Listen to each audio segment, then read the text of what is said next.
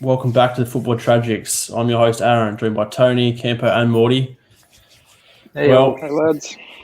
We're going to jump straight into it. The first game was an absolute cracker. We did record a post-match reaction to it, so we got Campo's reaction as a Spurs fan. Morty, I just want to ask you real quick. You weren't there. What was your thoughts on the game? Zaha looked like the $70 million man again. Made Tanganga look like an absolute clown. And Vieira's record still continues. He's never lost to Tottenham, no matter what he does. So manager or great to player. see. Campo, are you still fuming, or are you cooled down now? My opinion hasn't changed. It's hard to fucking beat any team with 7 changes, but it is what it is. Well, make sure you just go check out that because it's an absolute cracker. He's a good watch, Campo, when he's angry, when Spurs lose. Next game was Watford taking on Wolves. It was a 2-0 Wolves win. Pretty routine stuff. Tony, what were your thoughts on that performance? I think it's finally time that Wolves actually got a win. Obviously, they've played 3 rounds of pretty good football. They dominated Spurs for most of the game. They dominated United for most parts of that game. I did find it funny that their first goal of the season did come from an own goal. But, they got the second goal. They pushed on. It was ugly, but they finally put the ball in the back of the net, and I can see him running on with it. Yeah, well, 4 games in now was their first 3 points of the year. So it was much needed because, the longer it went on, obviously, it's not an ideal start. So, good win for them. Campo, what were your thoughts on that? Traore didn't score, but, looked lively as ever. I brought him into my fantasy team because of it. But the new debut goal, was it, for the new signing, the new striker? Hwang Hee-chan. Maybe puts a bit of pressure on Raul Jimenez, so he might start firing now. But all around deserved win. Do you think Jimenez will come back the player he once was? I just feel like he just doesn't feel the same. I think he'll play with fear now instead of diving in for those challenges. He'll be hesitant. He doesn't want to miss out another 6 months of football. I think he'll play with fear. Yeah, Morty.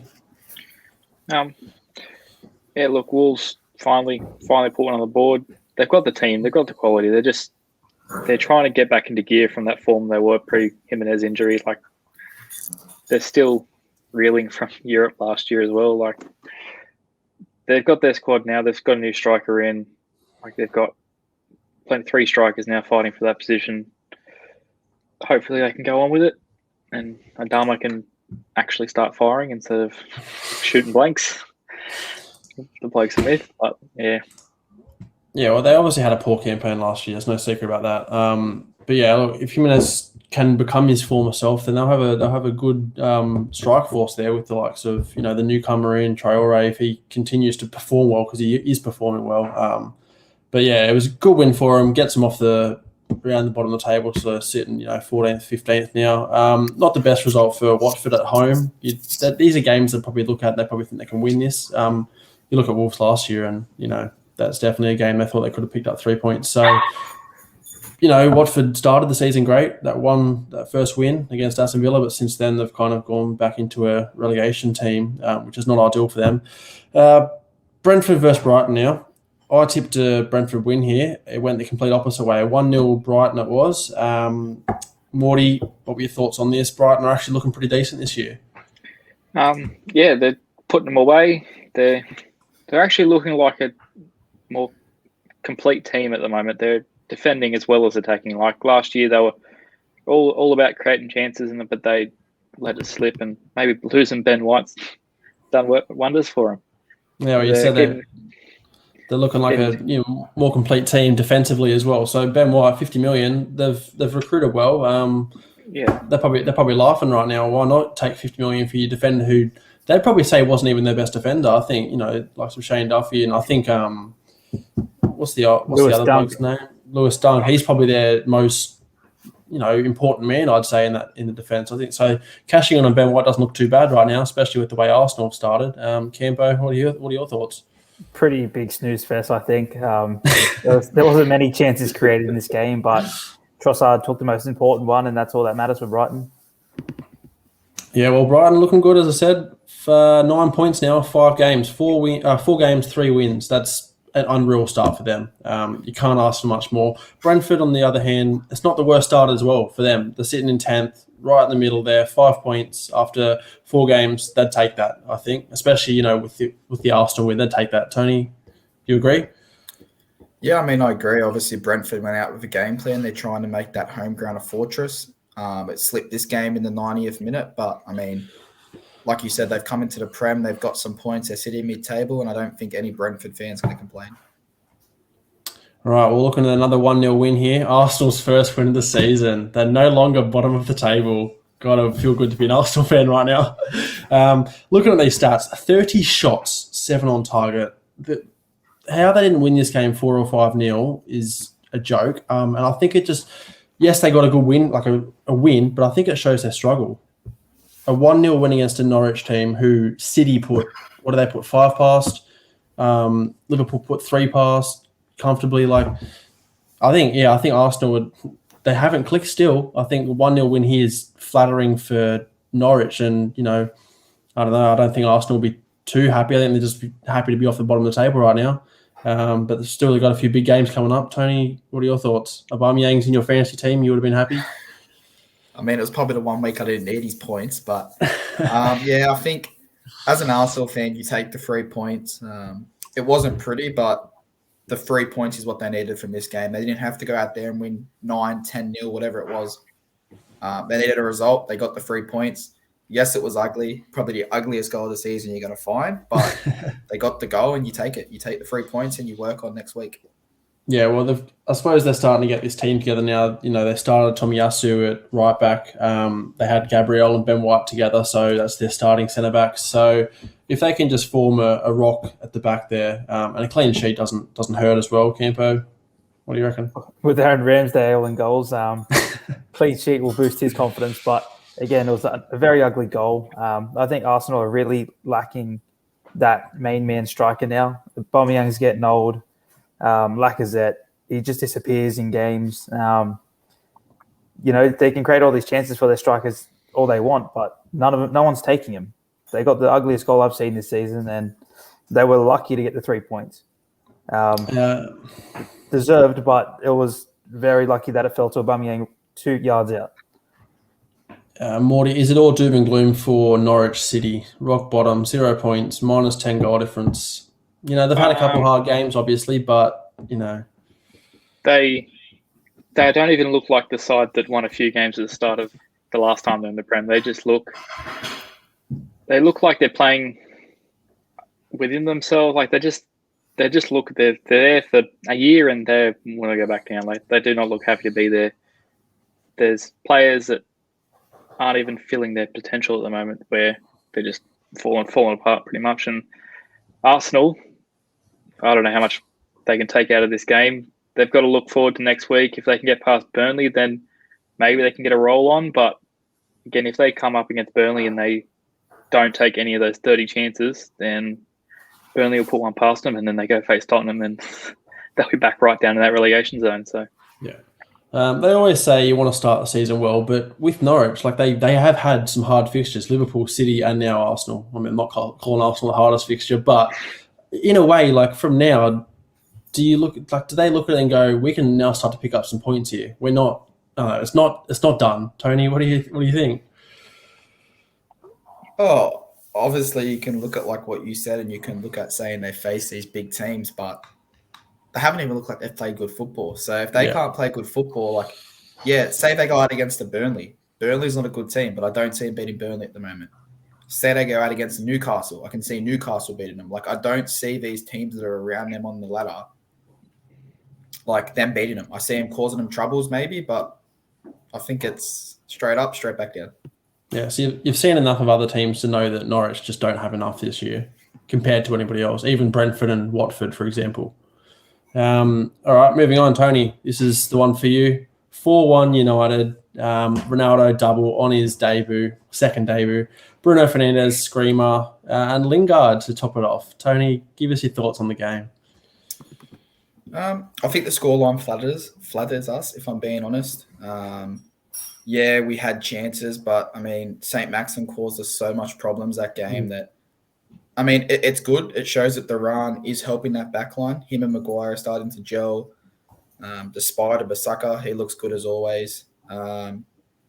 Yeah, I mean, it was good. Obviously, Ronaldo getting that goal was a massive boost, but I thought for the first 25, 30 minutes, it was just, can we get the ball to Ronaldo? We weren't really playing football. It was, can we get the ball to Ronaldo and get him that goal? It took Greenwood having a crack that probably most players wouldn't take on, took a lucky deflection. Keeper did who knows what, but Ronaldo was there to poach, tap it in. His second goal, good run by Shaw, put him through. Meg's the keeper. And then Bruno said, hey, don't forget about me. And then, like we said, it's always good for Lingard to top it off. We all have a little bit of love for Lingard, whether we support United or not. So yeah, I think you're spot on with the start there. You look shaky. I think Ronaldo was so keen to get a goal. It's almost like he would not leave the pitch without a goal. And you saw those first few chances he had, and they were shocking. But you almost laugh because you're like, it's coming. You just feel it coming because no matter what, it's inevitable. He's going to score. And that first goal was just. It is what it is. It's easy tap in, but you take him every day of the week, especially if your first goal, because you don't need to score this screamer. You just want to get off the mark. That second one I think that was good from both Luke Shaw and Ronaldo. He just set off, and yeah, keeper probably could have done better, but Ronaldo, that's what he's been doing for years now, putting the ball through keeper's legs, putting it in the top corner. Doesn't matter where he puts it, it goes in. The sea around the Old Trafford, like the fans were mental. So it's awesome homecoming. And then, as you said, Lingard topped it off. It's a nice joy to watch him score for sure. And maybe he does have a spot in that United team, possibly. Campo, what do you think? Does Lingard have a spot?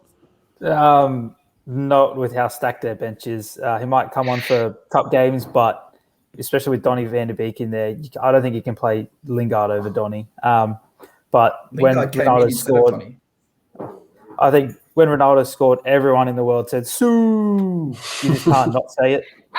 But also, I think that goalkeeper is also a United fan, handing Ronaldo 2 goals that game. But yeah, United did deserve the win comfortably. What were your thoughts on Newcastle's performance, though? Given they caused, as Tony said, they caused them problems. St. Maximin was quite lethal. If ASM has an actual strike partner, not Joe Linton, if Callum Wilson's up there with a bit of pace, they could have caused them problems, but Joe Linton's a slug and couldn't get up there. Really let ASM down. I think it's clear to see that United's back, defensive problems still exist. They are rectifying them slowly, but they do exist. However, this 4-1, as you said, Tony, it flatters United, but it just shows that they can score goals. The game was 1-1, and then bam, it's 4-1. Put to bed. Same thing happened with the Leeds game, first game of the season. So these are results that you want to pick up. You just kill teams off. What were your thoughts on that? Look, obviously it's good to see Ronaldo score. I mean, kind of a bit of a reaction to the tap in at the start, but I mean, I'm happy you got the second one just to prove a point. Otherwise, I'd be sitting here going, he scored a tap in. Shut up, everyone. But that's fine. I just want to point out.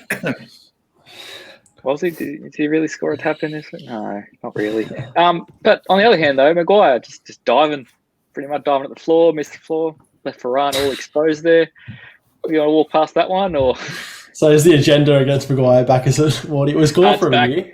I gave him the team of the season last year. Now he's made himself back to look like scrub.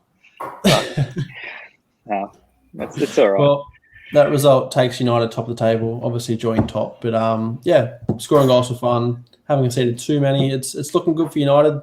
Tony, you'd be happy man for sure. A man that won't be too happy is Mikel Antonio because he got sent off. Was top goal scorer. He's going to now miss a week or two. So 0 or draw for West Ham away at Southampton. Probably a better point for Southampton than it is for West Ham. Southampton haven't hit the heights they probably would have liked to, but they've got 3 points after 4 games. It's not the worst. West Ham, poor result. Mikel Antonio, second yellow card. He's off. Without him, I genuinely can't see them scoring goals. So I think whoever they've got next week, it's not going to be good, but we'll get into that. United, is it? Well, there you go. It's going to be whatever it is. All right, speaking of, Tony, what were your thoughts on this game? Obviously, the red card's probably the major talking point of the game. He got his first yellow card for a bit of a tangle. And then to get that second yellow card, I think that close to the end of the game was pretty stupid on his behalf. Probably didn't have to jump in for that challenge, but he did. And now, I mean, most fantasy teams are probably going to cop it. Mine's going to cop it, but it's probably cost West Ham. It sounds bad, but probably their next 2 or 3 results, to be honest. Well, look, they've got Europe coming up now. Yeah, they've got Europe. It'll be interesting to see how much effort they actually put into. Obviously, they want to stay in Europe, but do they have the squad depth to push on? Probably not. But Southampton, on the other hand, lost a lot of big players going into the season. They've signed a centre-back. They've signed a striker. They're not getting the goals, but they're not conceding much. So I think they'll be happy. I think for them, it'll come. They're building a squad there. They obviously cashed in on Johnny Ings and those likes, which probably wouldn't have liked to. But yeah, if they can pick up a few results in the next few weeks, they might be in good nick. What do you think, Morty? Yeah, West Ham didn't get off the firing start like they have usually, but defensively they're still looking pretty strong, and they've only got Kurt Zuma to come into that. So yeah, not so. They're probably going to be dropping points over the next, but they still might pick up 1 or 2 points off some draws coming through without Antonio. It's defensively, like they still look pretty good. Although Southampton didn't create much, they still look pretty comfortable. No real big chances created against them, and they just sort of held them off. So it'll be interesting to see. Yeah, I think with Europe, the fact that I think they didn't take it very serious last time they were in there. They've got a better squad now, clearly, but yeah, it'd be interesting. Do they take it seriously, or do they just continue to prioritise the league and just work their way into those European spots again? What do you think, Campo? I think Mikel Antonio really hurt my fantasy this week. But I've iced him, luckily. But I do think that they should put all their eggs in this European competition, get as far as you can, maybe even win it with I don't know what teams are in Europa this year, but they could challenge a long way with how well they're playing. I think they should be throwing all I'll ask their you this, Cam, but as a West Ham, if you say if you own it, a coach, you say put all your eggs into Europe. If you get knocked out in the semi-finals and you get relegated, where's the benefit there? Having some heart where you play. Look, I think they should take it seriously because they're a good team, and if they do play like they did last year, then yeah, they could go far. I don't think they have enough to win it. Obviously, you've got these teams that come down from the Champions League. There's always going to be that one third place team that somehow it could be a Chelsea, it could be a United, could be a Liverpool, anybody, could be a PSG, who knows? So yeah, I don't think they have enough to win it, but they certainly can go far enough. Get out of the group, I think, will be their main priority. Just get out and then see where we go from there. Manchester City taking on Leicester City. Manchester City picking up a good 1-0 away win here. I think their goal went in the exact same time as Ronaldo's second, so that was a good watch there. I had both screens going, watching those games. Bernardo Silva, he was a bit of a forgotten man for a little while here. Everybody thought that with the likes of Jack Grealish coming in, I believe Pep told him he could actually leave Bernardo Silva. He came out and said he wanted to leave or something. Yeah. So then he comes in and gets the scrappy goal, but it's the winner. And yeah, it's the way it finished, 1-0. Jamie Vardy had a disallowed goal for offside. It was pretty close. But yeah, this is a good result for Man City for sure. It puts them obviously. Keep in mind they did lose that first game of the season against Spurs, but since then they've looked perfect. Tony, what do you think? Yeah, I can't lie and say I watched this game live. I had no other distractions other than watching Ronaldo score. That was what was on my TV that night. I know you spoke a bit about how close that offside goal was. Unfortunate, but I don't think Leicester will walk away from this game being too disappointed with a loss. They've done it against City, who arguably most people have as favourites this year.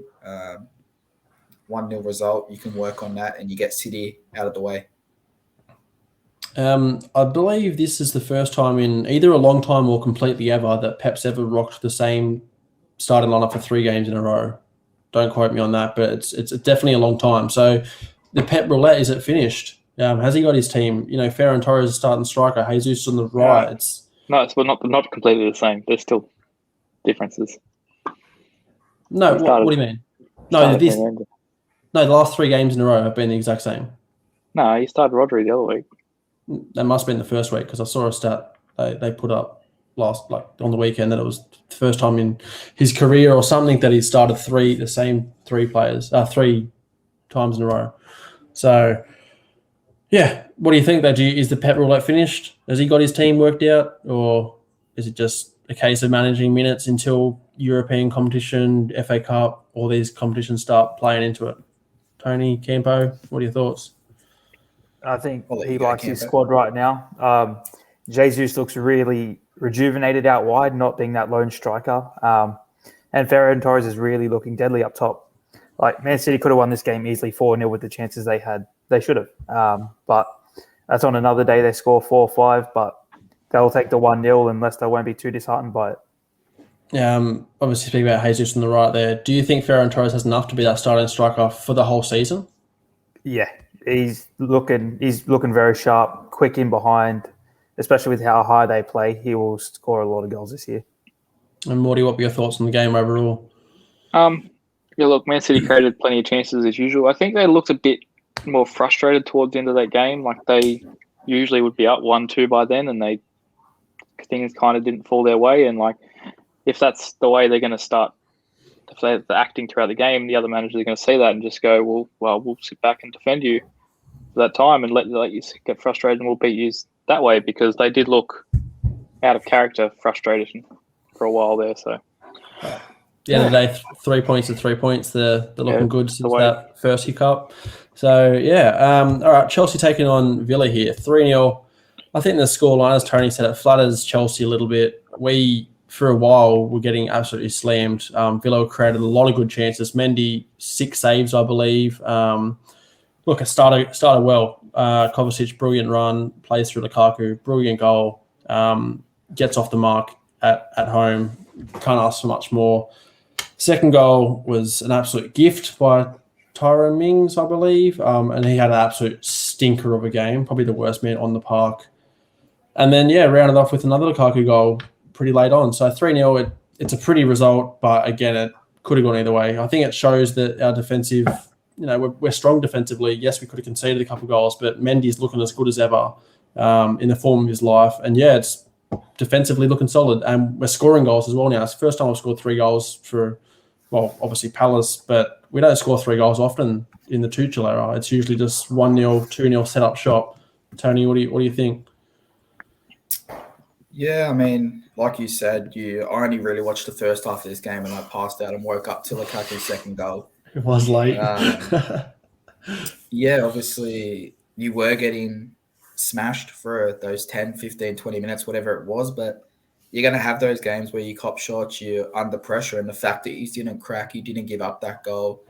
A lot goes down to Mendy, but that's what keepers are paid for. They say they're worth X amount of points a year. Well, I'd argue Mendy's just won you 3 points there. 100%. Morty, do you agree with that?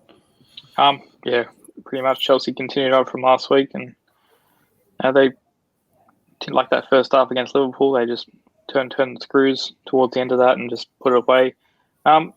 Villa looked worse playing 5 at the back than they did playing 4 at the back, and I'm a bit confused by that.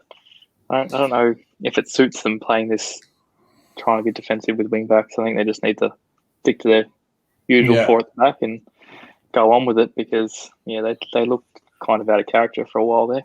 Yeah, I agree. I think Tyrone Mings found himself playing left back, or covering for quite a number of chances there, and then he obviously got called out for that third goal as well. You can see he came across to cover, gets rinsed by Aspilicueta, who's not the quickest man, obviously. Tyrone Mings looks out of his depth playing in a back 3, so I think they do need to revert back to a back 4 and start to pick up some points, because it's not been the best start for them. Campo, what do you think?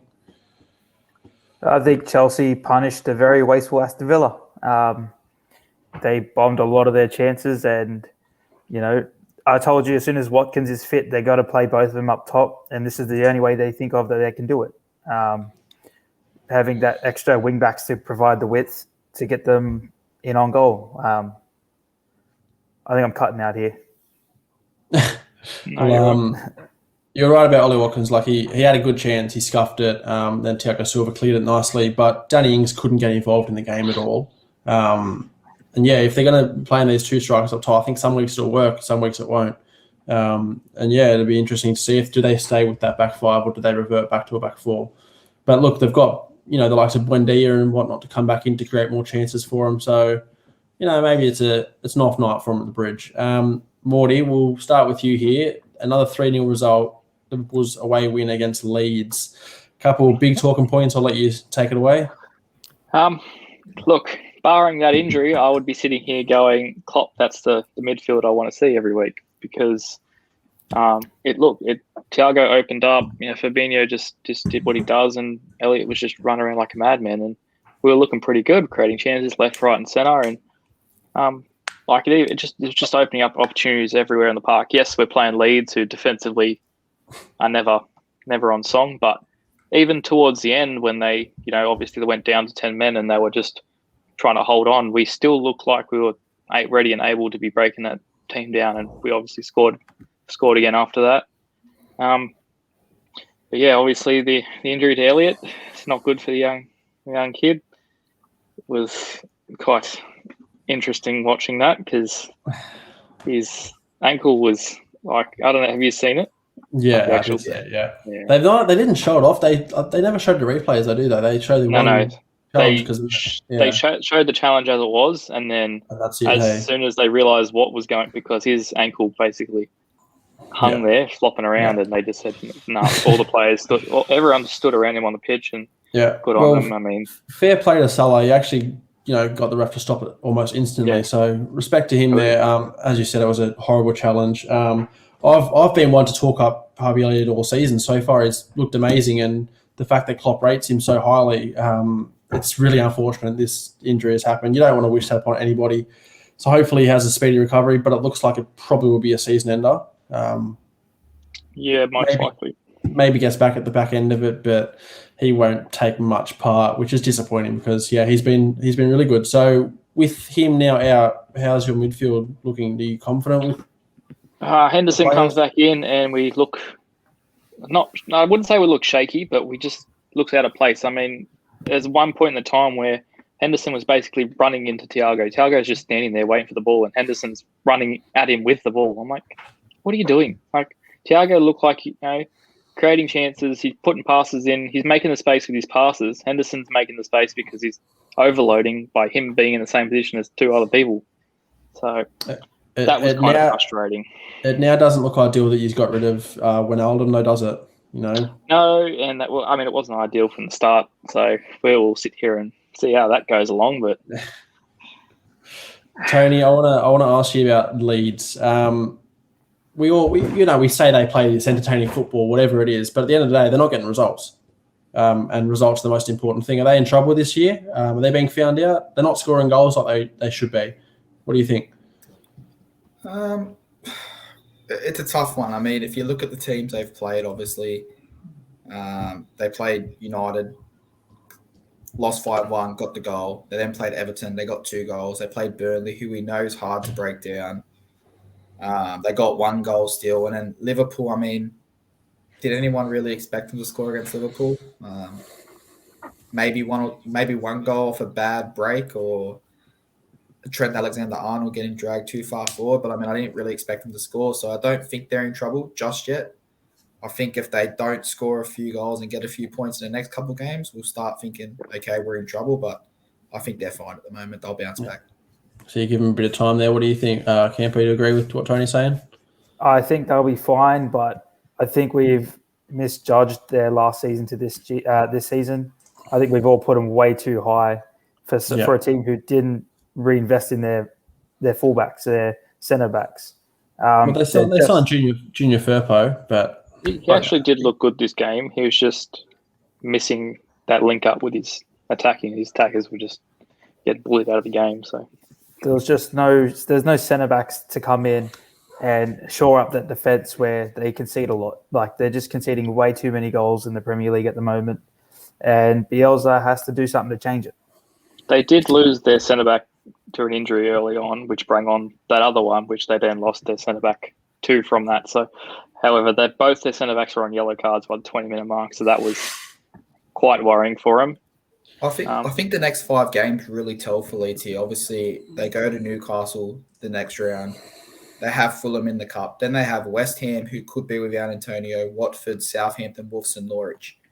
If they can't get a big amount of points from that run, they're going to be in that relegation battle, and that's where they're going to stay for the year. Yeah, I think 6 to 7 points is a must in that. Looking at those fixtures for sure. Look, it's not. Sorry, yeah. Yeah, just that Firpo. He's looking an attacking weapon from back there. So if he wasn't playing Liverpool, where he's having to cover Mane or Salah, like I think against Newcastle, he's going to be causing problems left, right, and centre. So I think look for him. Mane and Salah, you mean Trent and Robertson, right? Yeah, Trent was pretty much a second striker at one point. Fabinho was playing right back. It was quite entertaining. Trent has it in his locker though. He can play midfield. He obviously played for England there recently.